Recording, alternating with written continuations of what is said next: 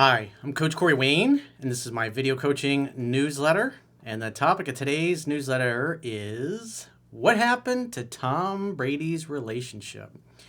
Well, obviously, since he and Gisele were in the news over the last month or two with the dissolution of their marriage and splitting up, and the fact that I've mentioned the two of them off and on over the years, because what we always saw was she was a great supportive wife, teammate, cheerleader, his biggest fan. She was always there with the kids, the Super Bowls. It looked like a very happy, perfect family. But I got an email from a guy who he was like, "So what happened?" And so there was an article on TotalProSports.com, and some of these quotes that I'm going to go over with you from them were because I talked about a couple weeks ago, based on some things that I had read in the media, some direct quotes, things that she had said. I think Tom talked about it on a podcast. I have not listened to that yet, but I've seen enough with these quotes and things that have been said it's the same two problems that guys in long-term relationships that come to me and get coaching. They all have the same two issues. It's like literally 99% of the guys that are in long-term relationships and they've either got served with divorce papers, the wife wants a divorce, they're not having sex, they broke up, they're taking time apart, and obviously they want to save their relationship. And that's where a lot of guys come to me, is like their last-ditch effort. So I'm going to read this email, and I'm going to go through some of the quotes and explain what I see and what they've both said, basically. So the emailer says, "Hi, Coach. You've made a video coaching newsletter a success story about an email I sent a while back. Everything is still great in my relationship, and we've been together for over a year now. But I wanted to ask, what did Tom Brady possibly do wrong to get divorced? I remember a video a while back. You alluded to him being a role model in the sense that he is focused on his purpose, he's successful, has a hot wife, great family, etc. Well, it's like we all saw the public persona of what was going on. Everything looked great. But in the last year or two, you did hear some rumblings, especially when, like earlier this year, he retired from football and then he unretired. And apparently she wasn't happy about that. He says, one thing I've heard you say time and again is that a woman should never sway you off your purpose. This is true. But, looking at it from the outside in, especially a competitor playing at his level and the amount of time and effort he's got to put into it, it's like you literally have to be obsessed. And that's why he's got all the rings he's got. He's got 6, 7 Super Bowl rings. I can't remember. I think maybe it's 6 or maybe it's 7. I can't remember how many he's got. But if there was what's the name? I can't remember the name of the book. Why Men Love Bitches, I think it was. There was one of the things in the book talks about a common complaint all women have. It's like, why are men romantic at first and then they change? I think that was right out of the book. And one of the chapters in my book is that the courtship never ends. What you do to get your girl is what you do to keep her. And what happens in most long-term relationships, it happens over time. It doesn't happen overnight or a few weeks or a few months. It happens over, these guys were together 13, 14 years, I think it was. And what typically happens is the guy just gets lazy, he gets complacent, he stops dating and courting his wife. And as you probably heard me say many times over the years, if you don't date and court your wife, eventually some other guy will. Whether that's you get divorced, she leaves you, and then starts dating somebody new, or if you're with a woman that belongs to the streets and has no integrity, she'll line up a guy behind your back, and when things look good with a new dude, she'll blow up your relationship and then monkey branch to the next guy. And so that's a big complaint that women have. Guys just, in essence, they stop dating and courting her. Women want to be in a love story. And when you stop dating and courting your wife, the love story goes away. Then you basically become roommates. And that's a bad way to go. And she's always supported him, but this particular year after he retired, I don't know the conversations or what happened, but it kind of, maybe I'm wrong, but the perception is that she was not, and from what I've read and different articles that have been published, she was not happy about him unretiring. But I look at that and I go, because he had always said he wanted to play till he was 45. And so when he retired at 44, I was like, well, that was weird because he said he wanted to play several more years. And so it seems like he initially, maybe I'm wrong, decided to unretire. He retired to please his wife. And he obviously wasn't happy about that. He's like, man, we got a pretty good team. We still got a good shot. And a guy like that, it's like the only thing I remember seeing an interview several years ago. He's like, the only thing he loves doing in life is like football. That's his jam. That's the thing he loves more than anything. And so for a guy like that to give that up when he's still great, I mean, he just won a Super Bowl 2 years ago. So it's understandable why he's not going to walk away, because the whole career he's like, I want to play till 45. And he almost gets there and he quits a year beforehand. And so it's something like that where your whole life, since you're a child, 40, 44 years, 45 years, you've been a football player. And that's like your number one thing, your purpose and your mission. Now all of a sudden that just stops. And, he has a contract lined up. I think it's CBS. And, you guys can fact check me in the comments about that. But he's going to be a announcer on TV, just like, who is the guy? Tony Romo. Which Tony Romo is great. Guys who are quarterbacks are great, make great commentators because they know the game so well, both sides of the ball, because they have to. As an offense, they got to be able to run the offense, but they also have to be able to read the defense. And so when you're still great and playing at the highest level, why not play a year or two? And so after he thought about it, whatever reason, he decided to unretire, and she wasn't happy about it. Because probably he told her that was it. He was done. She was happy about that, and then he changed his mind. And so he went back on his word. He says, in the book, you reference the boxer who fought because he had to, and it was his purpose, and his wife respected him more because of it. In Brady's situation, he continued to play football no matter what she tried to tell him. And it ended up with him getting divorced. Do you think it's because he chose to go back to play football instead of spending more time with his family? Well, that's kind of it's just part of the overall issue, which I'll get to in a minute. Or do you think there was other stuff behind the scenes? Rumor is she left him because he chose football instead of her, but that just can't be the case. I want to know your thoughts in the situation. Thanks for everything you do. You've changed my life. So there's some quotes that were in this particular article from TotalProSports.com, which we'll have on the article on the website, a link to that, so you can go check that out. And I think some of the stuff, the quotes they got from People as well, people.com. So there's a bunch of I went and looked on people.com. There's a ton of articles on Tom Brady and the divorce and all that stuff. But these are the money quotes. It's like when I do these email analysis and I'm going through an email to figure out what the guy's doing right or wrong. I'm looking what's being said and what's being done. And because I know how attraction works, I know what draws a woman to a man, and I know what repels her from a man. And it's amazing having done this for almost 20 years, and I've talked to guys in every kind of cultural and religious background on every continent and pretty much most countries of the world at this point. And you just see the same patterns over and over and over and over and over again. Women leave guys basically for the same two reasons. In long-term relationships, number one, they stop dating and courting her properly.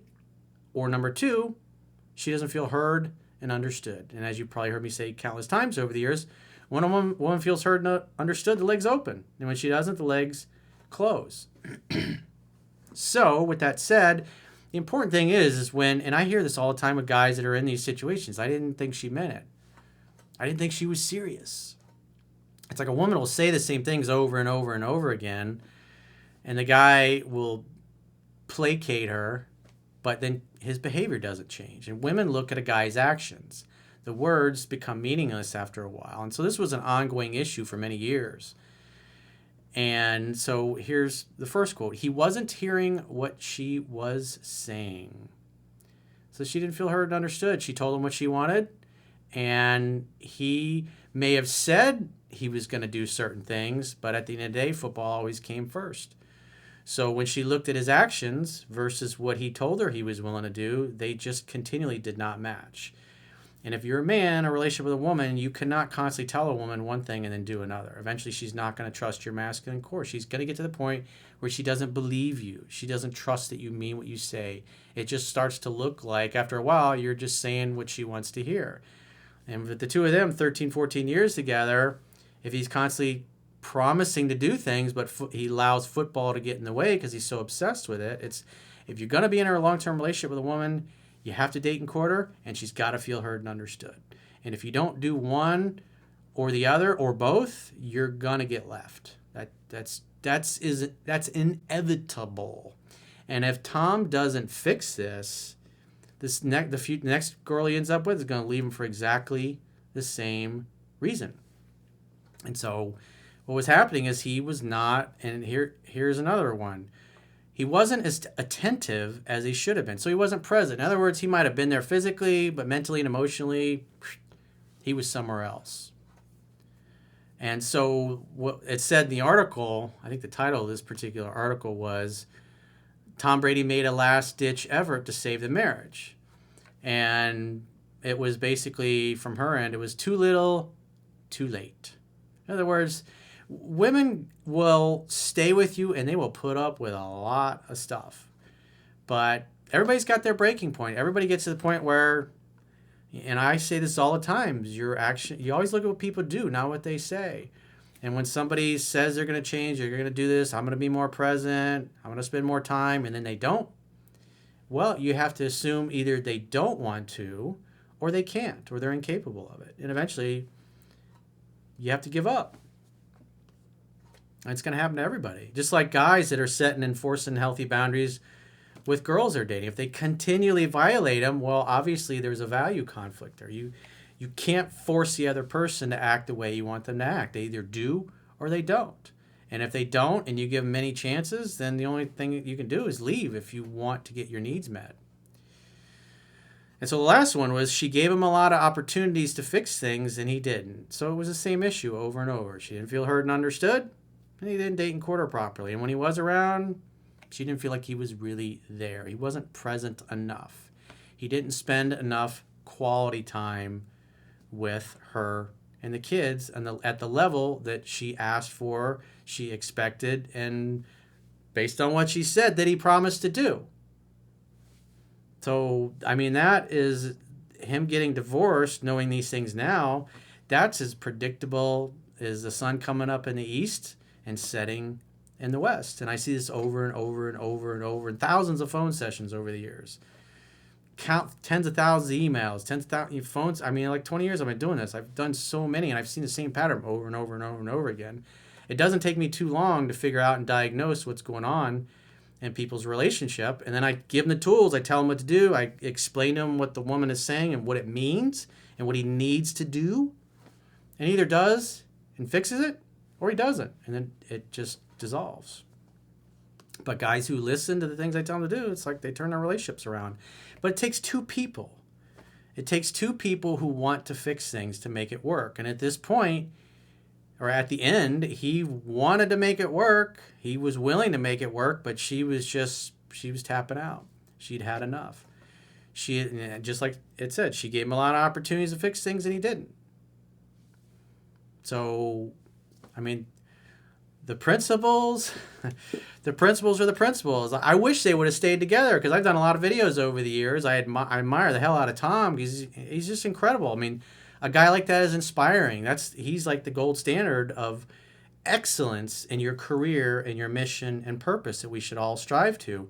And he had what appeared to be an incredible relationship and family. But to get to the level he was at, he was neglecting her. And eventually she had enough. And she wasn't getting enough from him to where she wanted to stay. It's like he wanted to stay with her, but she didn't want to stay with him. Remember, 75% of the time, women are the ones that file for divorce. And so one of the things I always ask guys also, that when I'm doing these phone sessions, is like, what does she complain about? Because I know the complaining is like the same things get said over and over and over and over and over again. And so when a guy starts to, like he'll give me his rationalization or what he thinks happened, and I'm like, okay, well, tell me what she was complaining about all the time.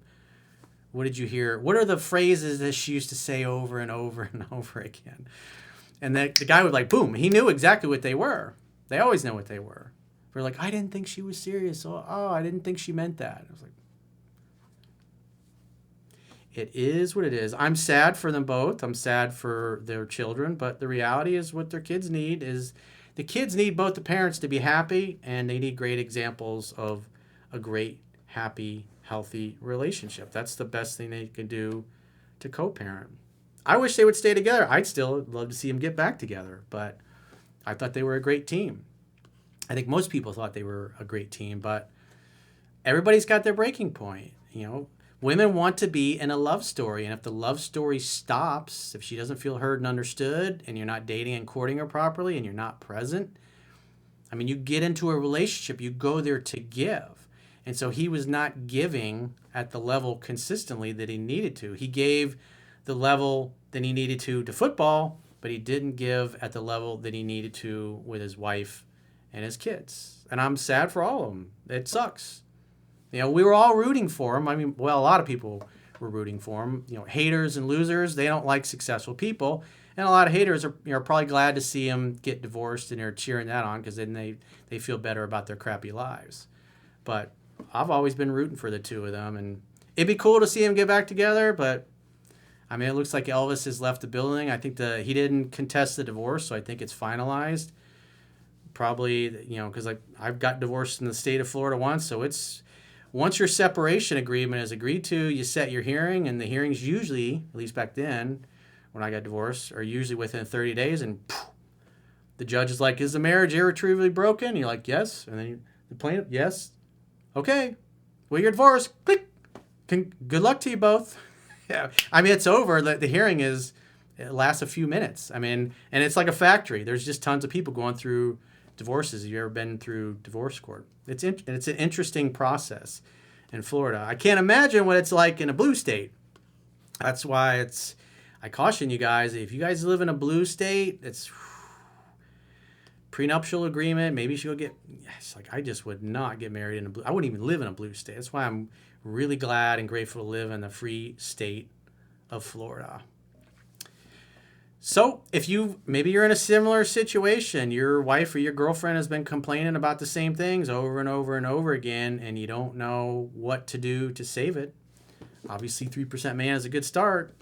And if you're going to book a phone session, I would highly recommend you get through this at least once before we get on the phone, because we'll be way more efficient on a phone session if you've read the book at least one time versus just watching a few videos and then call me to book a phone session, because there's no getting around learning the fundamentals. Just like for Tom Brady in football, you have to learn the playbook, and you got to know it backwards and forwards, and you got to practice it constantly. And so you either put the attention to it or you don't. Simple as that. And so if you'd like to get my help, go to understandrelationships.com, click the products tab at the top of your screen, and book a coaching session with yours truly. Until next time, I will talk to you soon.